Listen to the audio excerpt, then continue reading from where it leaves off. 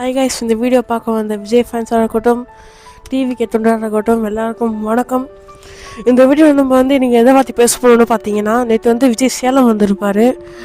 அதுக்கு முன்னாடி நம்ம ஸ்டாலின் சார் நேற்று காலைல இந்த வீடியோ எடுக்கிறது 14ஆம் தேதி. அவர் நேற்று காலைல 5000 ரூபா எல்லாருக்கும் போட்டிருப்பாரு. அது சொன்ன மாதிரியே மதியம் தளபதி மாசான ஸ்பீச் கொடுத்துருப்பாரு. அதை பற்றி நான் பேசுகிறேன் ஒரு நிமிஷம். 5000 ரூபாய் எல்லாருக்கும் வந்திருக்கும். 1,00,000 பெண்களுக்கு சம்திங் எத்தனையோ பேருக்கு கொடுத்துருப்பாங்க. அது எல்லாருக்கும் உங்களுக்கு வந்திருக்கும். அப்போது அந்த காசு ட்ரான்ஸ்ஃபர் அந்த நேரத்தில் நம்ம 12 மணிக்கு சேலத்தில் நம்ம விஜய் மீட்டிங், தளபதி மீட்டிங், மீட்டிங் நடந்திருக்கோம். அதில் அவர் என்ன சொல்லியிருந்தாருன்னா, உங்களுக்கு விலைக்கு வாங்க பார்ப்பாங்க, இந்த 5000, 6000, 10,000லாம் கொடுத்து விலைக்கு வாங்க பார்ப்பாங்க, நீங்கள் யாரும் ஏமாந்துடக்கூடாது, நான் உங்களை நம்பி தான் வந்திருக்கேன்னு சொல்லியிருப்பாரு. வண்டி வண்டியா கொண்டாந்து கூட்டுவாங்க. 1000, 2000, 3000, 4000, 5000 சாமி மேல சத்தியெல்லாம் வாங்குவாங்க. அப்படிதான் இத்தனை வருஷமா உங்களை ஏமாத்தி இருக்கிறாங்க. வாங்கிக்கங்க, சந்தோஷமா வாங்கிக்கங்க. எல்லாம் உங்க பணம் தான். வாங்கிக்கிட்டு அவங்க காதிலே விசில ஊதி அனுப்புங்க. எப்படி? அவங்க செவிலே விசில ஊதி அனுப்புங்க. எஸ், நீங்கள் அதை பார்த்துருப்பீங்க அந்த வீடியோவை. சாரி, நான் அது போடுறது சொல்ல, அந்த வீடியோ பார்த்துருப்பீங்க நீங்கள். எஸ், அவர் சொன்னது உண்மை தான். அது ஒன்றும் சும்மாலாம் இல்லை, சொன்னது உண்மை தான். ஆமாம், இன்றைக்கி நம்ம ஊர்லலாம் பார்த்தீங்கன்னா ஓட்டுக்கு தான் காசு இருக்குன்னு அந்த மாதிரி நிலமலை ஆயிடுச்சு நம்ம நம்ம ஊர்லலாம் இன்றைக்கி பார்த்தீங்கன்னா. ஆனால் வேறு ஒன்று பேசியிருப்பார். அதுக்கு முன்னாடி இன்னும் சொல்லிக்கிறேன். அதில் ஒன்று சொல்லியிருப்பார்ல, அவங்க காதில் விசில் ஊதி அனுப்புங்க சொல்லியிருப்பார். அப்புறம் அவங்க காதில் விசில் ஊதி செவிட்லேயே அனுப்புங்க சொல்லியிருப்பார்லாம். Mass ultimate.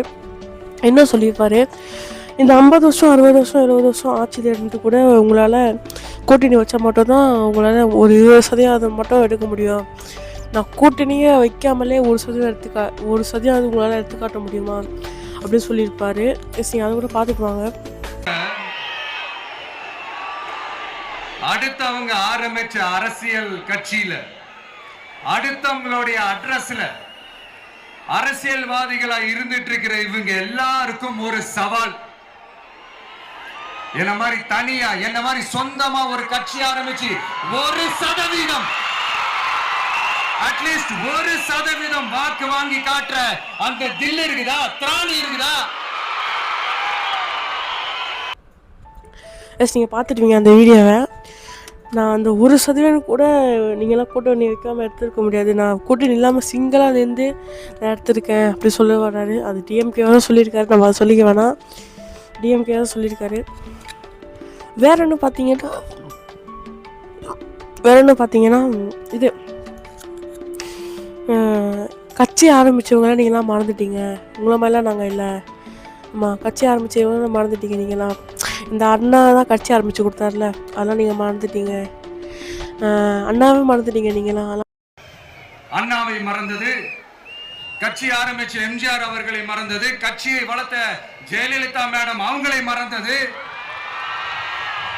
இவங்க எல்லாரும் சொன்ன விஷயங்கள், பேசின விஷயங்கள், எதையெல்லாம் ஃபாலோ பண்ணணும்னு சொன்ன விஷயங்கள் எல்லாத்தையும் மறந்தது. இவங்களுக்கு நமக்கு அனுபவம் இல்லையா?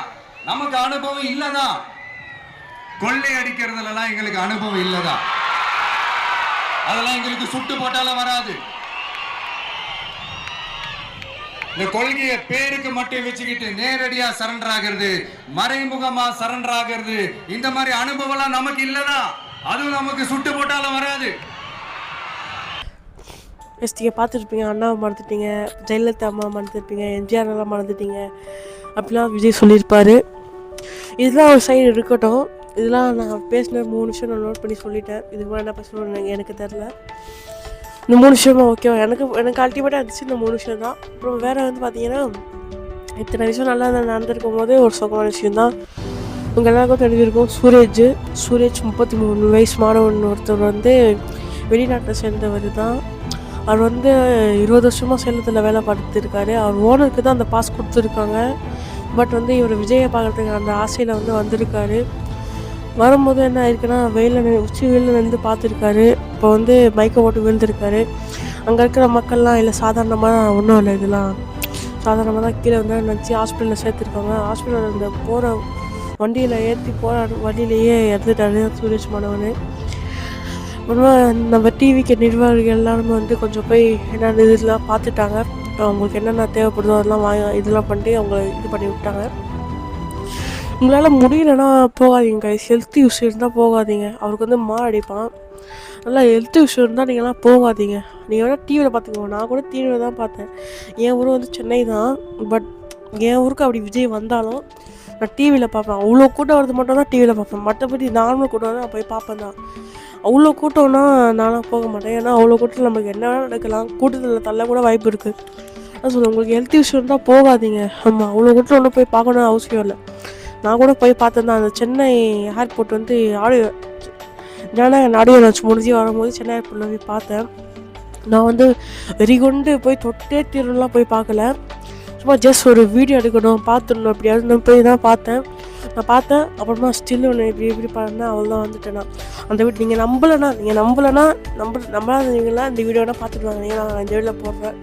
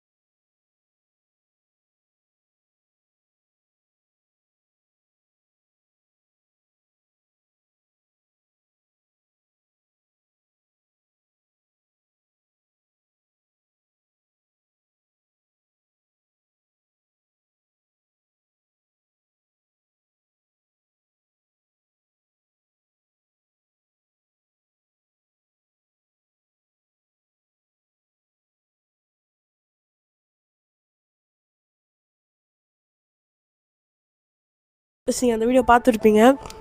நான் வந்து சும்மா அந்த ஸ்டில் மட்டும் தான் ஓடி போய் தான் எடுத்துருப்பேன். மற்றபடி ஒன்றுமே நான் தொட்டு தான் அந்த மாதிரிலாம் போகலை. ஏன்னா நீங்கள் பார்த்துருப்பீங்க அப்படி தள்ளிட்டு வராங்க அவங்களாம் மீடியாக்காரங்களாம். அதனால தான் சொல்கிறேன், நீங்கள் உங்கள் ஹெல்த் விஷயம் பார்க்கணும், உங்கள் சேஃப்டியும் முக்கியம். ஓகேவா? இப்போ அதனால தான் இப்போ சுரேஷ்னு ஒருத்தர் வந்து செத்து போயிட்டார், 33 வயசு. ஆமாம், இப்போ விஜய் இப்போ என்ன பண்ணுறது? நான் தான் சொல்கிறேன், ஹெல்த் விஷயம் தான் போகாதீங்க. ஓகேவா? Okay guys.